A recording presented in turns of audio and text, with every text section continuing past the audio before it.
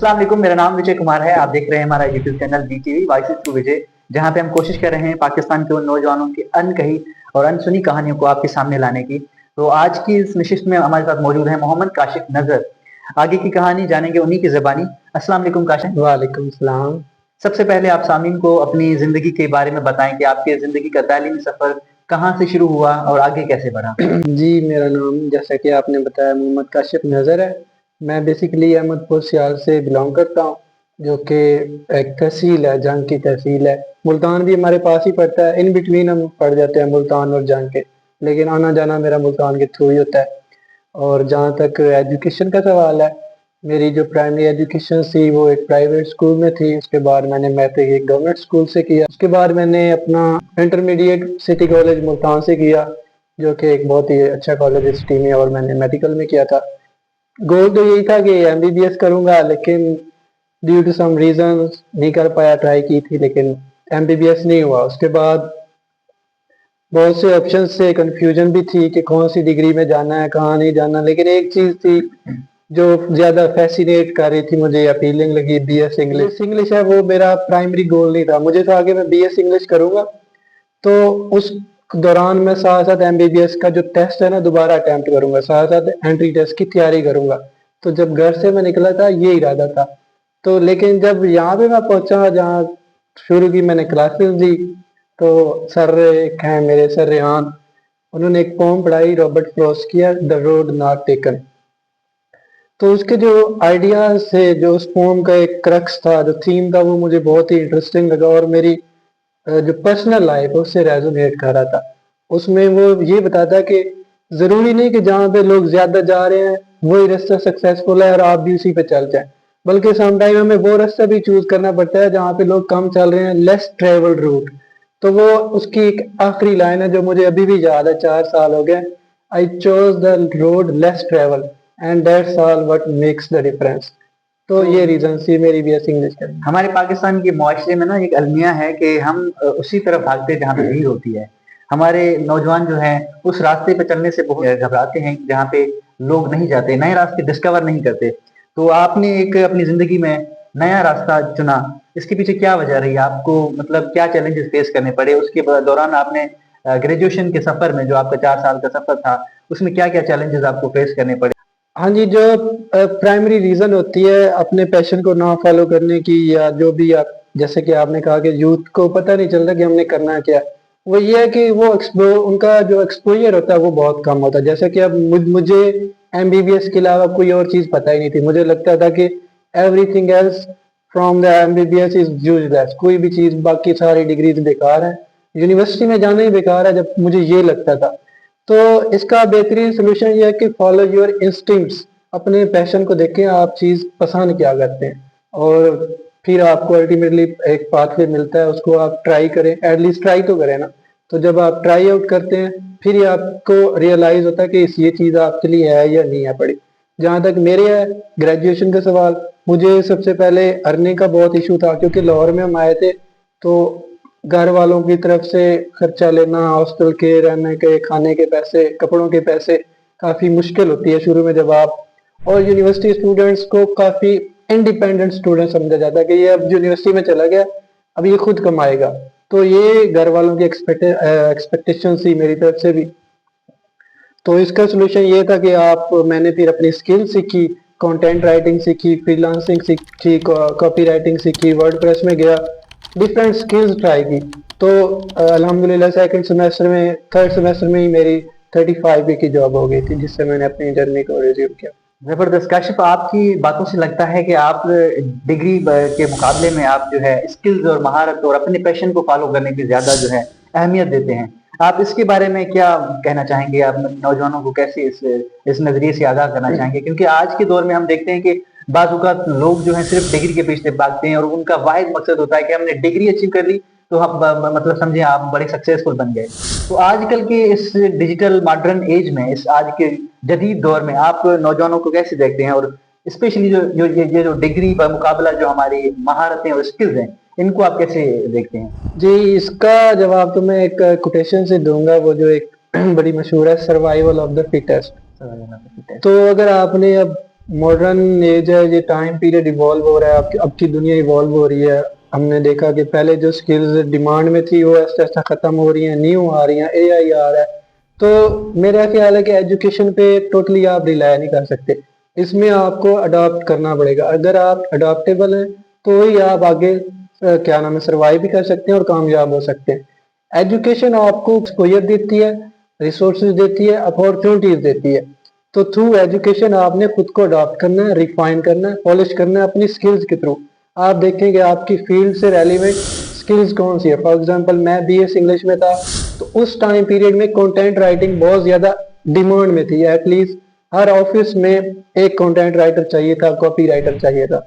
और अगर मैं टोटल रिलाई करता, नहीं भाई मैंने स्किल्स में नहीं जाना, मैं सिर्फ अपनी डिग्री पे फोकस करता हूँ और मैं बाद में टीचिंग करूंगा, लेकिन तो वो एक लंबा सफर है, उसमें आपके चांसेस कम होते हैं अपॉर्चुनिटीज के। क्योंकि टीचिंग ठीक है आपका एक अच्छा शोबा है, लेकिन आप ये भी तो देखें ना कि कंपटीशन बहुत से ज्यादा है। हर साल हजारों स्टूडेंट्स ग्रेजुएट हो रहे हैं, तो वो किसको टीचर रखेंगे।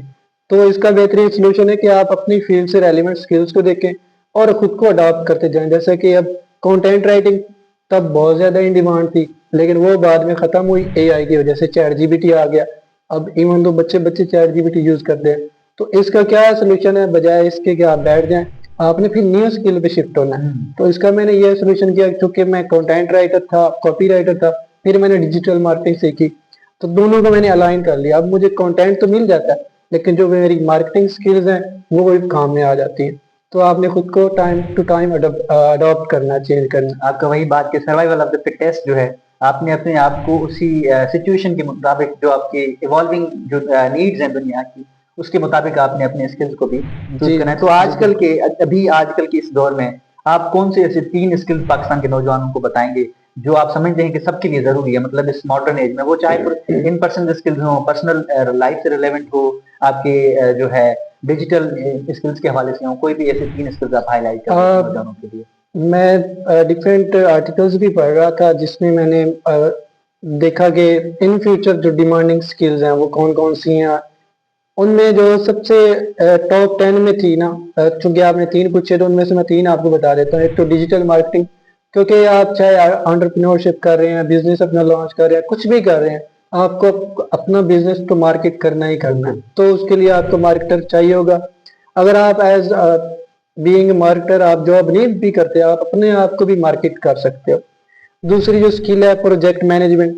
दुनिया में जितने भी बिजनेसेस या प्रोजेक्ट लॉन्च होते हैं, आपको कोई ना कोई बंदा चाहिए होता है जो उसको मैनेज करे हर जगह पे, चाहे वो गवर्नमेंट हो या प्राइवेट ऑर्गेनाइजेशन हो, प्रोजेक्ट मैनेजमेंट का बंदा चाहिए होता है। ठीक है, तो ये वो स्किल्स हैं दो। तीसरी ये है कि आपकी कम्युनिकेशन स्किल अच्छी होनी चाहिए, ताकि आप अपने आइडियाज कम्युनिकेट भी तो कर पाए। फिर जब अल्फाज ही होते हैं जिससे आपकी पहचान होती है। एग्जैक्टली मतलब आपका सबसे अगर इम्पोर्टेंट स्किल्स में से निकालें तो वो आजकल के दौर का है कम्युनिकेशन स्किल्स, जो कि बेशक आपके पास कितने स्किल्स क्यों ना हो, जब तक आपके पास कम्युनिकेशन स्किल्स नहीं होंगे, आप अपने आपको खुद जो है अपनी सेल्फ ब्रांडिंग नहीं कर पाएंगे, तो आई थिंक तो बिल्कुल वो ऐसा ही है, दूसरे स्किल्स अगर आपके आप काम खुद के को ही नहीं। नहीं बता पा रहे तो आप दूसरों के बारे में क्या बताएं। अच्छा काशिफ, आजकल मतलब आज तक आपकी लाइफ का कोई ऐसा मोमेंट, कोई ऐसा प्रॉब्लम जो आपने आपको लगता है कि जिसने आपकी जिंदगी को पूरा बदल के रख दिया, ऐसी कोई जो सिचुएशन जो जहां पे आपको सोचने का मौका मिला और आपने सोचा कि इस मसले को पाकिस्तान की सोसाइटी में कलेक्टिवली हम नौजवानों ने मिलकर इस पे जो है ना एक इनिशिएटिव लेना चाहिए और इसको हम हल करें,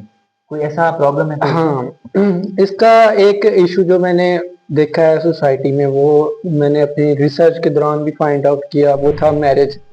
कि मैरिज किस तरह हमारे ड्रीम्स को, हमारे गोल्स को किल करती है। ठीक है, मैं मैरिज के अगेंस्ट नहीं हूँ, मुझे अक्सर मेरे दोस्त कहते हैं कि यार तू शादी के अगेंस्ट है ये वो, लेकिन मैं शादी के अगेंस्ट नहीं हूँ। लेकिन शादी के पीछे जो आपकी सोच है ना, वो जो एक पेट्रियार्कल सोच है, मैं उसके खिलाफ हूँ। देखिए आपने शादी को क्या बना के रख दिया कि औरत घर पे रहेगी, वो घर के काम करेगी, बच्चे पैदा करेगी, उनकी परवरिश, और जो हस्बैंड है वो बाहर कमा रहा है। तो ये जो एक स्ट्रक्चर है ना, इससे मुझे इतराज है बड़ा। और अगर ये मुझे ये भी डाउट नहीं है, कि मुझे ये भी मसला नहीं है, अगर औरत खुश है अपनी इस काम से ठीक है, और अगर हस्बैंड इस काम से खुश है ठीक है, आप शादी कर लें। लेकिन ये कि अगर एक लड़की पढ़ना चाहती है, अगर एक लड़की अपनी ड्रीम्स को फॉलो करना चाहती है, चेज करना चाहती है, तो आप उस पे ये जो एक सोशल कंस्ट्रक्ट है मैरिज है, इसको इम्पोज तो ना करें ना।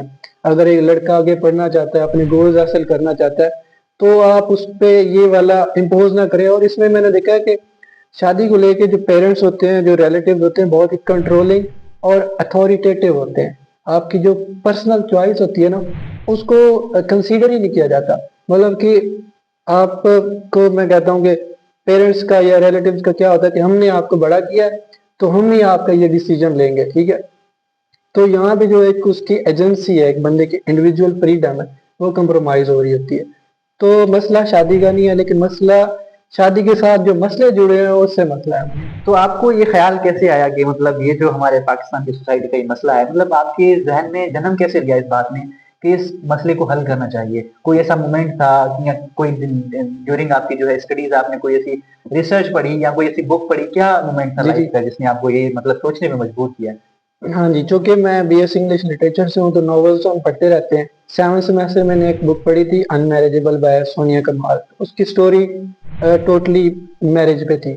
उसमें मैं आपको थोड़ी समरी बता देता हूँ ताकि आपको ज्यादा बेहतर आइडिया हो। 6 सिस्टर्स होती हैं फैमिली में, और उनकी एक माँ होती है और उनका एक बाप होता है। सिस्टर्स वेल एजुकेटेड है।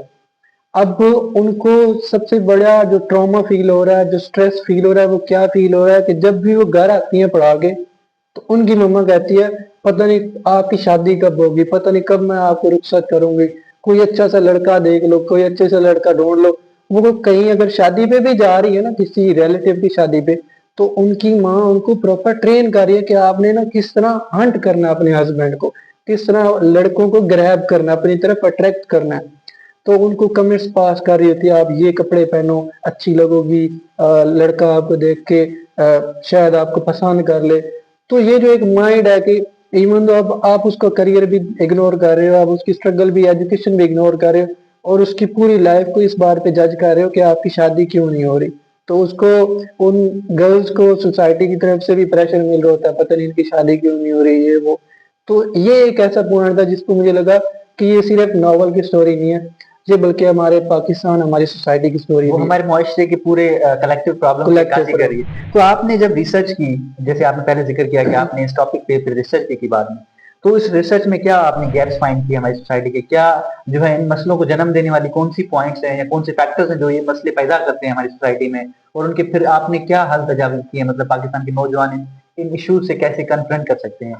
दो इश्यूज जो मैंने फाइंड आउट किए थे, जो गैप था वो ये था, एक तो जनरेशनल गैप है, क्योंकि हमारी जनरेशन डिफरेंट है और जो हमारे पेरेंट्स हैं उनकी जनरेशन डिफरेंट है, उनका माइंडसेट और है, उनकी जो ग्रोथ हुई थी या उनकी जो भी परवरिश हुई है वो एक और एजुकेशन लेवल पे, एक और मेच्योरिटी लेवल पे हुई है, जबकि हमारी डिफरेंट है, हमारा एक्सपोजर उनसे ज्यादा है, हमारा चीजों को लेके एनालिसिस और रीजनिंग स्किल्स उनसे डिफरेंट है। एक तो जनरेशनल गैप है, उन्हें लगता है कि जैसे हमारे साथ हुआ वही पैटर्न हमने फॉलो करना है और ऐसे ही चलते जाना है, लेकिन ऐसा होता तो नहीं है, क्योंकि हर जनरेशन दूसरी जनरेशन से डिफरेंट है। एक तो ये आइडिया था जो कि गैप था, जिसकी वजह से प्रॉब्लम क्रिएट होता है। दूसरा पैट्रियार्की है। आपको बताया कि मैरिज का जो मैंने आपको बताया स्ट्रक्चर है क्या, कि मर्द कमाएगा, औरत घर रहेगी। तो जब आप औरत को घर पे कन्फाइंड कर रहे हैं, तो ऑब्वियसली उसकी आप पोटेंशियल को भी कन्फाइंड कर रहे हैं, उसकी जो स्किल्स हैं उसको भी लिमिटेड कर रहे हैं, उसकी जो नॉलेज है, एजुकेशन, सबको आप कन्फाइंड कर रहे हैं एक घर के अंदर, ठीक है। वो जो एक है वर्जीनिया वुल्फ की बुक है the room of one zone, उसमें वो कहती है कि औरत को आप फाइनेंशियल फ्रीडम दें, एक रूम दें और एजुकेशन प्रोवाइड करे दे, तो वो कुछ भी कर सकती है। लेकिन हम देखते हैं वो चीज़ तो हम दे ही नहीं रहे। फाइनेंशियल फ्रीडम कहाँ पे दे रहे हैं हम उनको? हम शादी के नाम पे उनको चलो फाइनेंशियल फ्रीडम देते हैं, लेकिन वो फिर अपनी स्किल्स को, जो अपना एक टैलेंट है या उनका पैशन है, वो भी तो कंप्रोमाइज करते हैं। तो ये जो एक गैप है पैट्रियार्की का, जिसमें हम फीमेल्स को सबमिसिव बनाते हैं जबकि मर्द को डोमिनेट करवाते हैं, इस वजह से भी मैरिज एक टूल यूज होता है। बिल्कुल ये हकीकत है काशिफ। हमारे जब हम दिल्ली इलाकों में देखते हैं, ये तो अक्सर वैसे हमारे जो अर्बन एरियाज हैं, जो हमारे डेवलप्ड सिटीज हैं, उनमें तो वैसे भी थोड़े बहुत खवातीन को राइट्स हैं, उनको हकूक हासिल हैं। मगर आप जब देहाती इलाकों में जाएंगे तो वहाँ पे अमूमन यही देखा जाता है कि वहाँ पे जो खवातीन हैं उनको उनकी 18 ईयर्स की एज तक इनकम का सोर्स बना के उनसे काम करवाया जाता है, और फिर जब वो थोड़ी उनकी एज बड़ी हो जाती है तो फिर उनको शादी, मतलब एक मुआशी तौर पे उनको एक बोझ समझा जाता है कि अब ये हमारे ऊपर बोझ है, तो ये बोझ हमसे कम करना है। उतारना है बोझ तो फिर उसको ऐसे शादी करवा देते हैं। ऐसे तो ये हमारी सोसाइटी में ऐसी ट्रीटमेंट होती है। तो इस नजरिए को हमें बदलने की जरूरत है और माशाल्लाह से काशिफ ने इस पे अच्छी रिसर्च की है और अपने इंसाइट भी जो शेयर किए हैं। काशिफ, आगे हम बढ़ते हैं। आपने जैसे बात की थी स्किल्स की, कि आजकल के दौर में सिर्फ जो है हमारी डिग्री इंपॉर्टेंट नहीं है। तो हम यहाँ पे दो कंफ्लिक्टिंग पॉइंट्स है।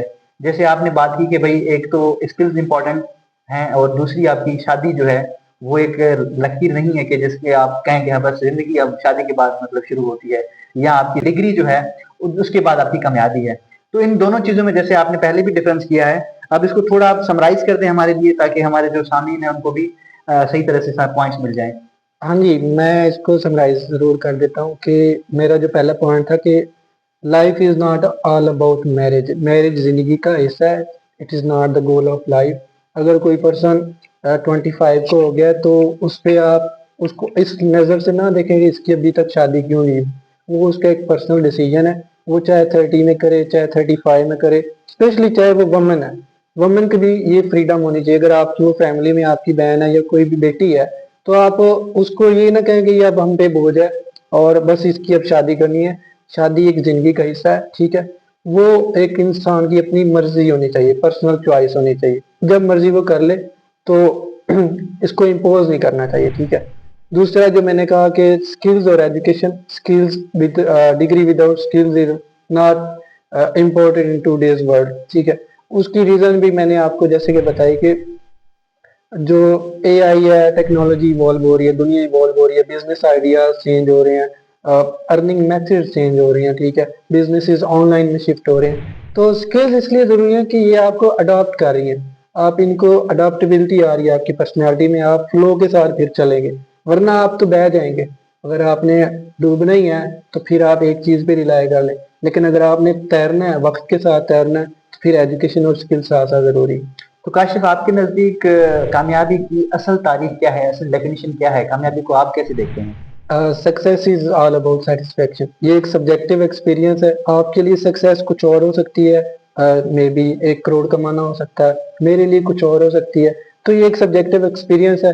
अगर आप क्वेश्चन करेंगे पैसे कमाना किस तरह है या टू सोसाइटी में सरवाइव करना, एक अच्छा स्टेटस रखना किस तरह है, वो ये है कि एजुकेशन भी रहें और न्यू स्किल्स भी सीखें ताकि आप अ, अपने कमाने एजुकेशन को फर्दर परस्यू भी कर सकें। काशिफ, आखिर में आप हमारे जो नौजवान सामीन हैं उनके लिए कोई ऐसी सजेशन, कोई ऐसा पैगाम जो उनकी जिंदगी का रुख बदल दे, आप समझते हैं कि ऐसा पैगाम ये जरूर हर एक नौजवान को सुनना चाहिए? मेरा जो अपनी यूथ, चूंकि मैं खुद एक यंग बॉय हूँ, और मेरा ये पैगाम है कि आप कभी भी अपनी जो वैल्यूज हैं उनको कंप्रोमाइज मत करें, ठीक है। जो आपका दिल करता है वो करें, ना कि जो दूसरा बंदा कह रहा है। Even though if your parents are asking something to do something that you don't like, do not do it, ठीक है। तो ये मेरा एक पैगाम है। चाहे जो कुछ आपको इमोशनल ब्लैकमेल भी करेंगे, आपको फोर्स भी करेंगे, लेकिन बिलीव मी, जो आप चाहते हैं वही आप करें। तो ये मेरा एक पैगाम है। Thank you so much Kashif, आपका बहुत शुक्रिया, आपके वक्त देने का बहुत शुक्रिया। सामीन, आपका भी बहुत शुक्रिया। ऐसे ही और अनसुनी अनकही कहानियां सुनने के लिए हमारे साथ जुड़े रहें वीटीवी पर। बहुत शुक्रिया। अल्लाह हाफ़िज़।